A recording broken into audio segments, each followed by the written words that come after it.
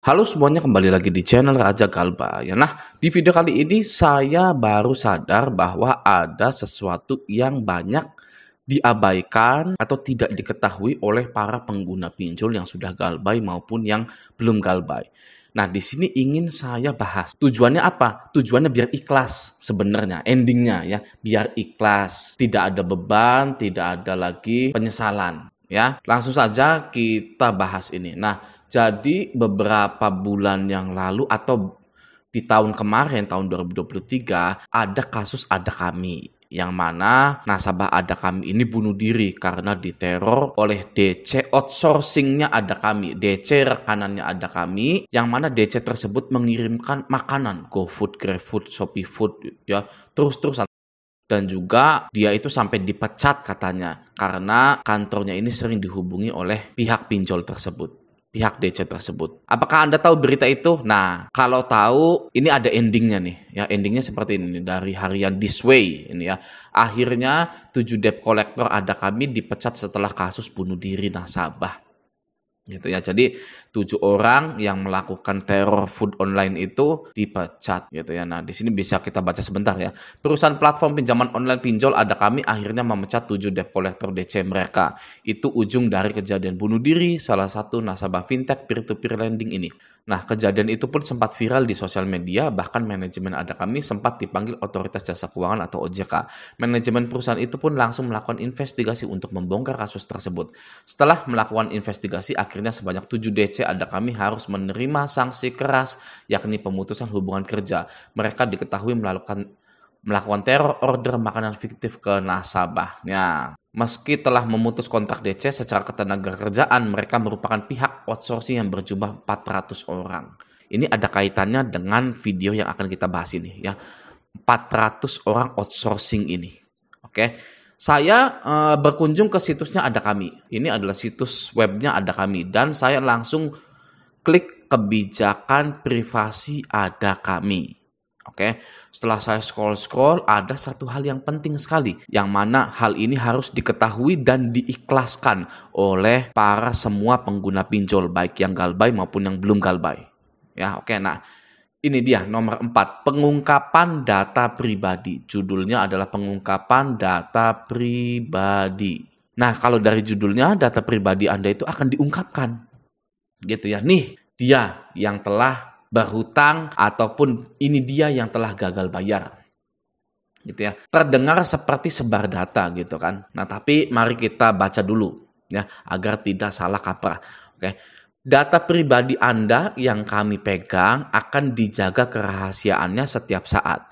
Namun, untuk memberi Anda produk dan layanan yang efektif dan berkelanjutan yang tunduk pada undang-undang dan peraturan apapun dan untuk tujuan yang diizinkan, Anda secara tegas menyetujui kami menyediakan, mengungkapkan, atau memproses data pribadi Anda sehubungan dengan produk dan layanan kami kepada pihak-pihak berikut di dalam dan atau di luar Indonesia. Jadi data Anda ya, kalau kita mengutip kalimat terakhir ini dan atau di luar Indonesia, data Anda bisa ada di luar negeri. Ya, disimpan di luar negeri juga. Nah, jadi kemana aja sih data pribadi Anda itu akan diungkapkan? Nah, di sini Ada Kami sudah menjelaskan dari A sampai M. Oke, yang pertama data Anda akan diungkapkan ke agen Ada Kami, perusahaan afiliasi, anak perusahaan, afiliasi, dan rekanan. Siapa itu agen Ada Kami? Misalkan tadi debt collector, DC. Nah, yang B, penasihat profesional, kontraktor, penyedia layanan, agen penagihan, dan agen kami lainnya yang memiliki perjanjian kontrak dengan kami untuk beberapa fungsi dan layanan kami.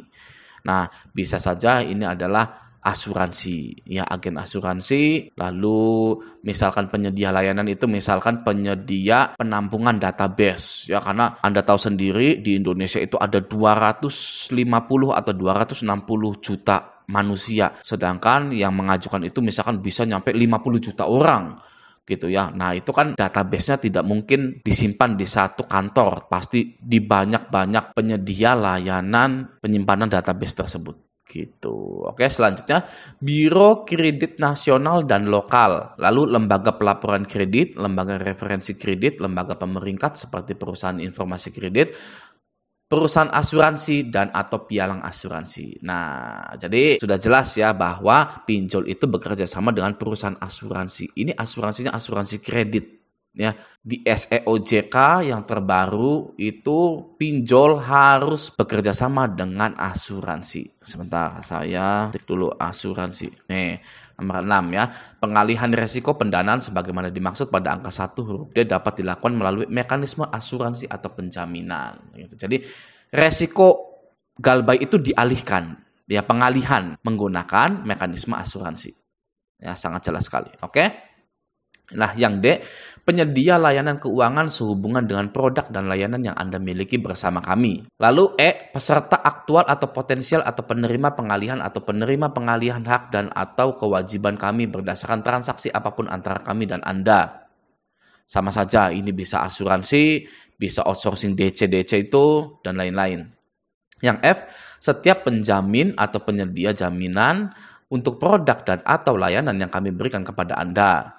Lalu, otoritas atau regulator manapun, termasuk regulator asing, untuk menjalankan fungsinya, atau pihak manapun sebagaimana diwajibkan oleh hukum manapun atau pemerintah, administratif, pengadilan, atau mahkamah manapun. Yang H, jika diwajibkan atau diizinkan oleh hukum yang berlaku, termasuk namun tidak terbatas pada menanggapi pertanyaan, penyelidikan atau arahan peraturan atau mematuhi persyaratan pengarsipan pelaporan dan perizinan menurut undang-undang atau peraturan untuk tujuan yang ditentukan dalam hukum yang berlaku tersebut.